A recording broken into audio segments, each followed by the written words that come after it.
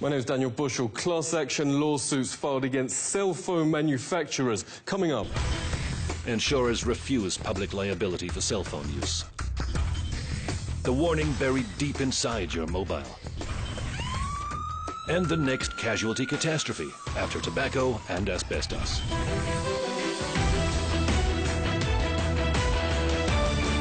I would hold my cell phone here, and the tumor was right there. I always held it on my right side, right here. The industry should have put these warnings on these phones a long time ago. Professor Dariusz Leszczynski is one of the world's leading radiation biologists and brave. He knew phone manufacturers would try to end his career for printing groundbreaking research proving cell phones do cause biological damage. Professor Leszczynski joins us. Great to see you. How did the industry react? So far, I think I didn't experience any smear campaign. But in my case, it was just that the industry used the influence to prevent funding of my research projects. Studies like Professor Leszczynski's now allow top neurosurgeons to issue a stark cell phone warning. It's essentially cooking the brain. Ellie Marks' husband, Alan, suffered serious memory loss after years of using a mobile. At 2 a.m. one night, he had a massive seizure. Surgeons found a tumor the size of a golf ball right where he held the phone. Ellie, thank you so much for joining us. Why are you and so many others suing the industry? There's many, many, many others that are already deceased from this, that are dying from this, younger than my husband. There's some, some as young as 28 who are deceased, and their neurosurgeons actually told them that it was probably their cell phone use. We had about 20 cities and states that wanted to legislate as San Francisco had, and they were all threatened with lawsuits by this industry. This is a photo of Brett Bocook's brain. The top quarter responsible for body balance has had to be removed after surgeons found this vast tumor right where he held the phone. A US national rowing champion. Now he can barely move. Brett, great to speak to you. Tell us about the class action lawsuit against the phone industry. The only way you can really educate the public against big business is through lawsuits. That wasn't until the district attorneys in the United States sued and got involved and sued the cigarette industry that there was they had to pay millions and millions, hundreds of millions of dollars for public education as to the dangers of smoking. That's what's going to happen with cell phones. It's just unequivocal, categorical that these things cause cancer. And it's also, they don't want you to know that. This is on the same trajectory as smoking, because if you look at smoking in the 60s, they had doctors coming on TV and on print saying, hey, smoke Marlboro or smoke this brand because it's good for your cough. And see how well Camels agree with your throat. A Winston, America's best-selling, best-tasting filter cigarette. More dangerous for children because their schools are a lot thinner. At least you can't buy cigarettes unless you're 18, but you can go. A 5-year-old could go and buy a phone. Phone manufacturers' young children are targeted. There are now working cell phones even for babies. The Glow phone is for kids maybe 5 to 8, and the Fly phone is for tweens. Samantha Miller's funeral was on her 18th birthday. Phone use through childhood first gave her headaches, reports the Daily Mail, then the brain tumour that killed her. In the West, brain tumours have overtaken leukemia, notes Senator Lynn Allison, as the #1 child killer illness. But doctors warn that's the tip of the iceberg. Clinical studies find young men who keep phones in their pockets have much lower chances of producing offspring, while women often store them on their chest.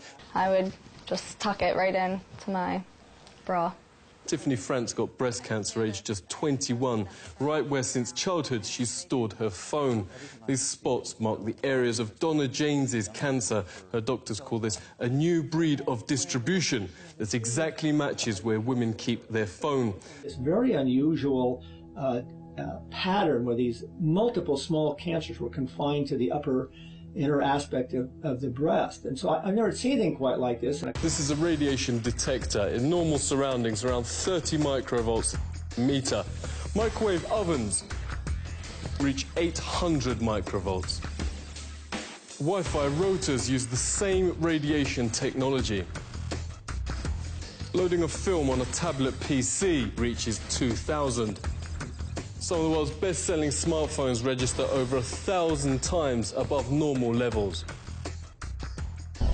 Insurers have in fact stopped covering cell phone manufacturers for public health. Insurance firms privately call cell phones the next public casualty catastrophe after asbestos and cigarettes. Phone manufacturers have now quietly inserted a legal disclaimer. On iPhones, you have to go to Settings, General, About.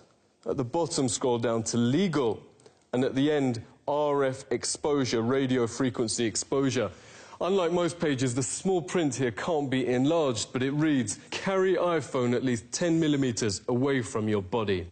At the same time, the industry says all its studies show phones are perfectly safe.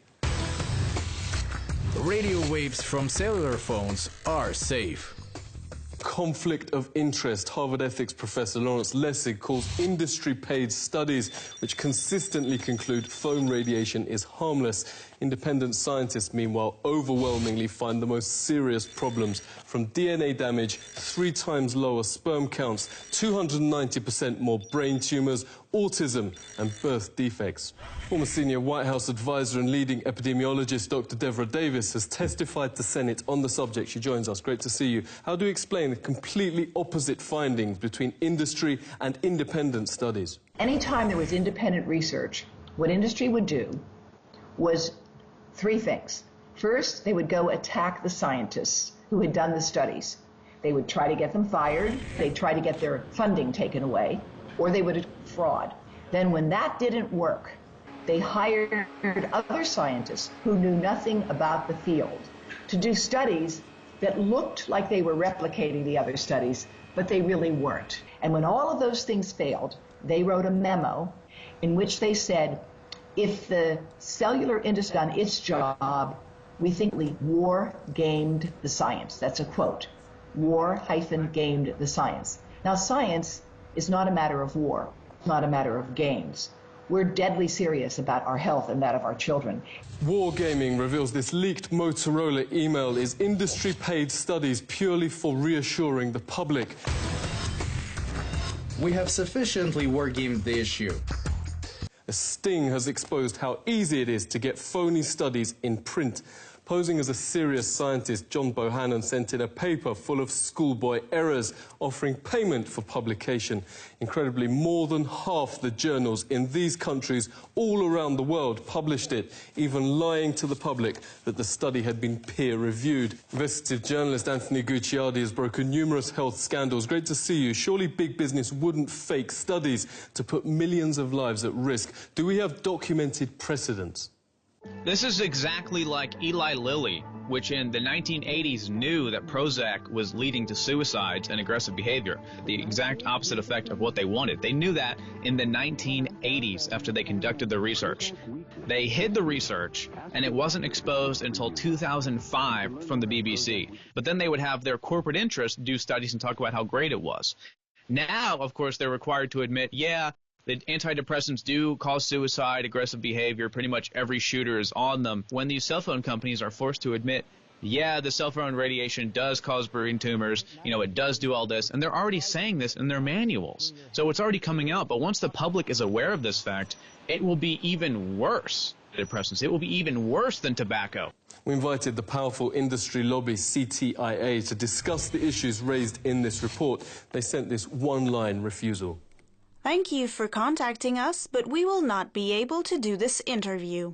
The industry's most respected journalist is Dr. Louis Slessin, editor of Microwave News since 1981.